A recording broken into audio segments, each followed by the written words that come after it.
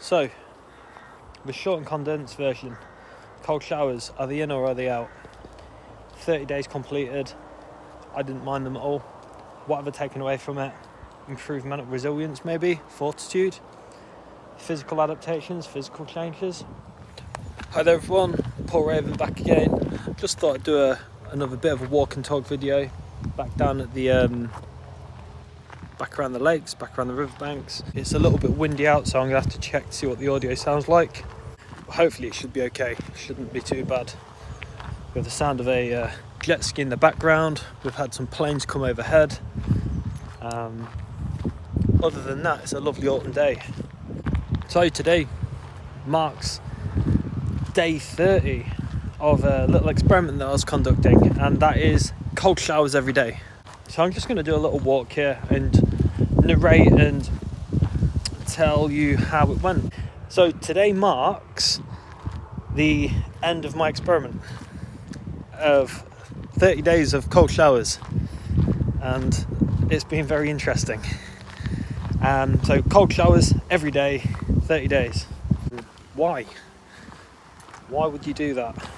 Why would you subject yourself to an experience which is suggestively not very nice? It's not a comfortable experience to start off with, admittedly.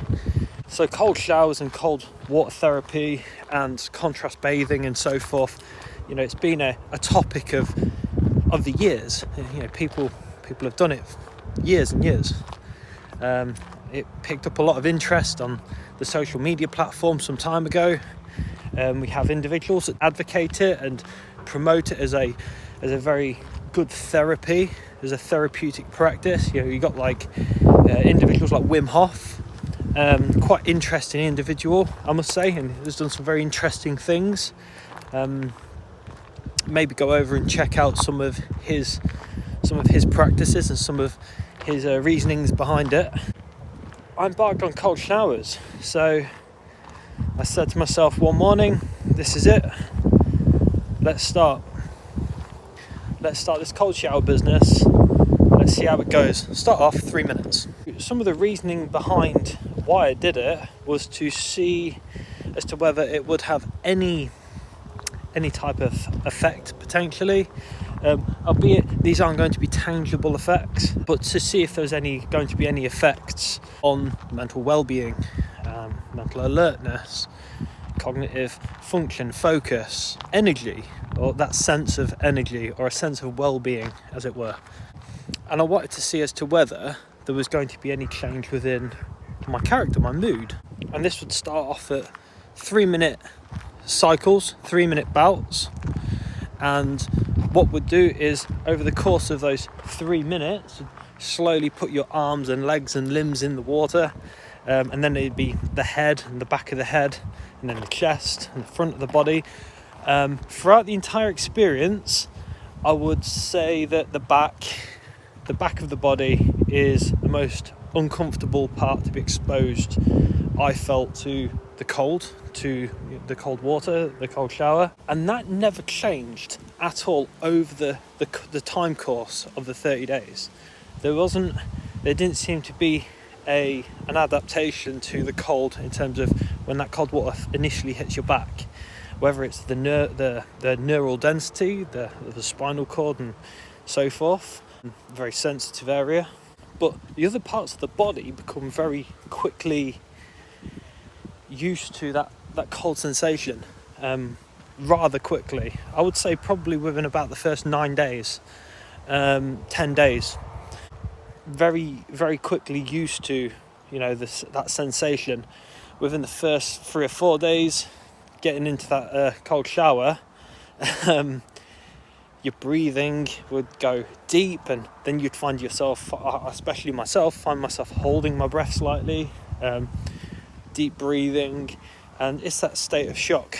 So reading upon these cold showers, the benefits are said to be varied, from the cognitive benefits, the mental health benefits, to reducing inflammation and improving digestion and improving blood flow, cardiovascular health. Now, I'm not a doctor, but some of the findings and what these individuals are saying about the practices and the works of cold water therapy and cold water immersion is that these effects are quite varied, especially when you look into what's said about the cognitive effects and mood enhancing effects, especially with those individuals that do have depression, or low mood, of course. Very interesting. So my initial feelings about cold showers, the acute effects, and my thoughts and feelings over the cold showers. Did it have an impact on my mental health or my cognitive performance acutely? Well, it's suffice to say, upon a 3-minute, 4-minute bout in the cold, in that sort of very, very sharp cold, where you are just godly exposed to it for that time course, upon getting out of that cold shower, that environment, I did feel rather good. I suppose it makes some sorts of sense. I mean, during the time course, when you're in the shower, you don't feel ever so good. Your body's cramping up and your breathing's going haywire. And it's that stress, that micro stress that's placed on the body.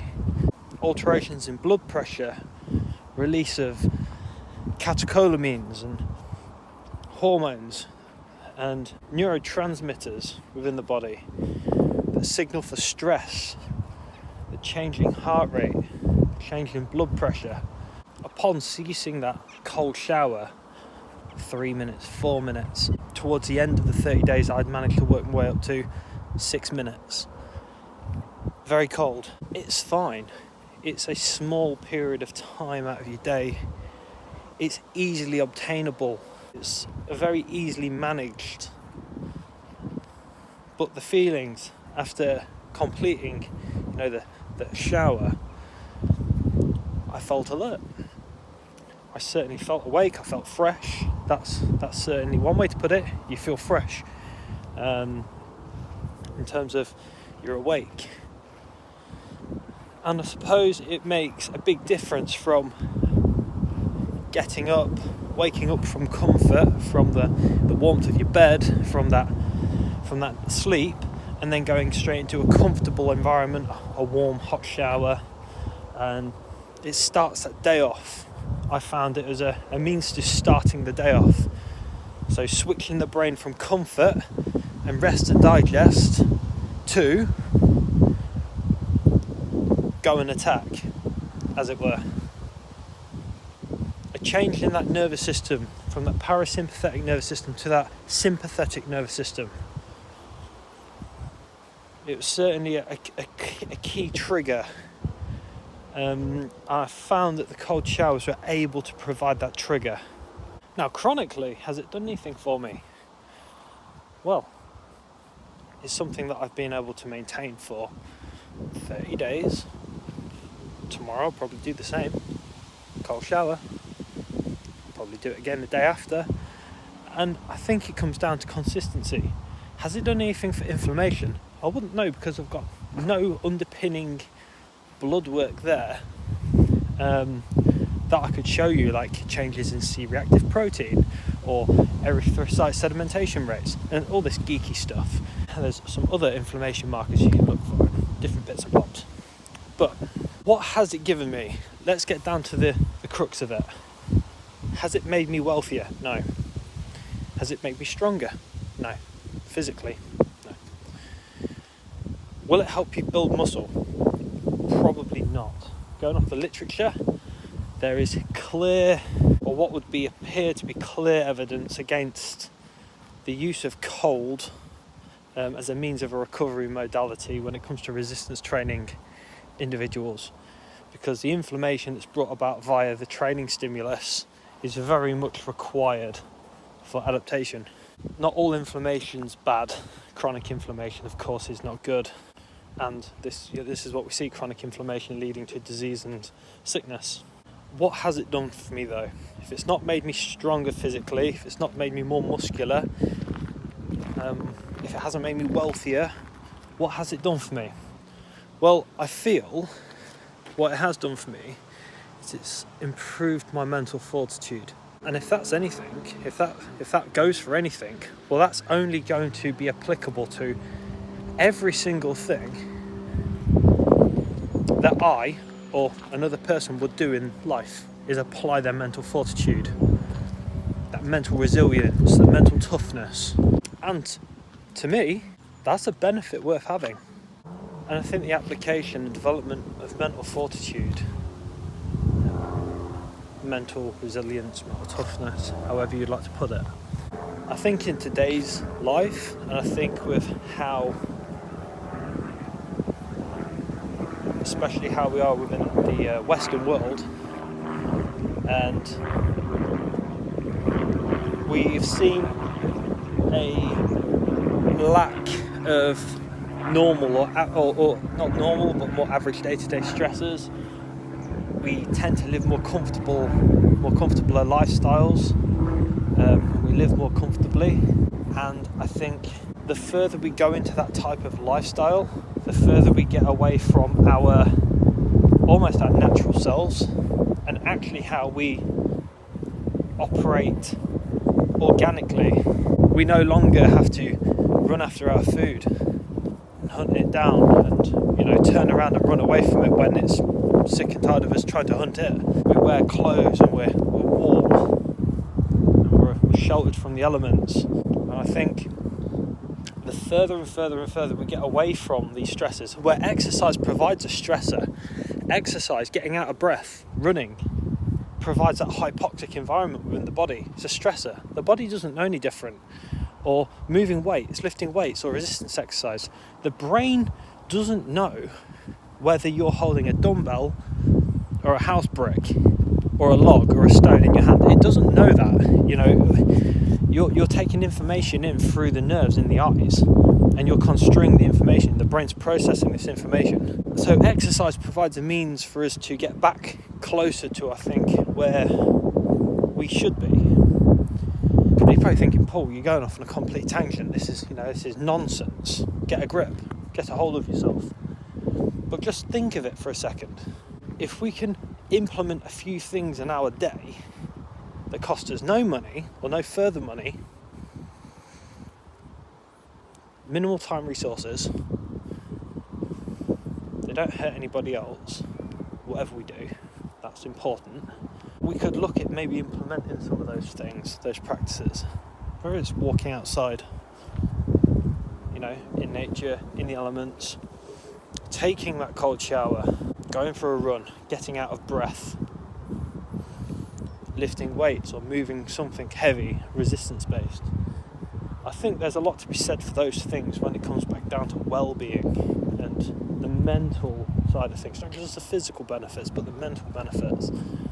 You're almost getting back in contact with, the more natural workings of who we were. I'm not suggesting for 1 minute that we, stop driving cars and, take off the fancy shoes and never, don't wear your Nike shoes and, get rid of your swanky fancy clothes. What I would say is, by just taking a little bit of time every single day to give the body a kick up the ass, whether that's through a cold shower, that's not going to hurt the body, I don't think. So, the short and condensed version, cold showers, are they in or are they out? 30 days completed, I didn't mind them at all. What have I taken away from it? Improved mental resilience, maybe, fortitude, physical adaptations, physical changes, nothing to report yet. But I'll take the improved feeling of mental alertness and that sense of improved mental resilience, potentially, throughout the day. And it offers a nice contrast between that rest mode from getting up from when you're asleep to starting the day alert and ready to move forwards with the day. But as I've previously said, an improved sense of mental alertness. That's of course going to come from the increased catecholamine, epinephrine, the adrenaline drive of being in that state of micro shock when you're submerged in the cold. I would theorise, probably, if you combine this with other Lifestyle changes, of course, improved sleep, improved diet, physical activity, stress reduction. This may have over the long term, over the chronic term, some other benefits to the body, of course. Something that I'm going to most probably continue with, because what's 3 to 6 minutes in cold water out of your days? It's nothing really. That's my thoughts and feelings on the cold shower experiment. 30 days through, nothing to lose. Give it a go. Put some comments down in the comment section below. Give me your thoughts and feelings on it. Let me know if you've tried cold shower therapy over a period of time. Let me know down there.